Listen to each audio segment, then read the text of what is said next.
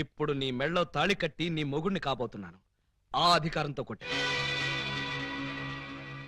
తాళి కట్టిన భర్తగా ఇప్పుడు నీకు శోభనం చేయబోతున్నాను. ఆ హక్కుతో కొట్టాను. ఏ నమ్మబుద్ధి కావటం లేదా? వెళ్ళి తెల్ల చీర కట్టుకుని పాలెట్టుకునిరా. నువ్వు వెళ్ళి తాళిబొట్టు తెచ్చుకో. వెళ్ళావు. ఏమిటండి ఈ రోజు మీరు ఇలా మాట్లాడుతున్నారు? అవునే, నేను బ్రతికే ఈ 3 నెలలు నేను ముచ్చట్లు తీరుస్తా. మిమ్మల్ని అమ్మల్ని చేస్తా. ఆ తర్వాత మీకు తెల్ల ముసుగులు తగిలిస్తా. ఏమిటండి మీరనేది?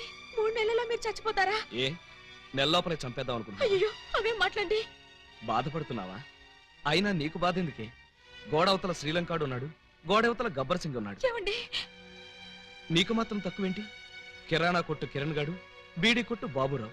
మా అన్నయ్యని రౌడీలంటూ తను మాట్లాడిన పద్ధతి నాకు నచ్చలేదు. మీ అన్నయ్యలు రౌడీలు అన్నంత మాత్రం కొట్టేస్తావా? ఆయన రౌడీలు అనకపోతే రామకృష్ణ పరమహంసాలు అంటారా?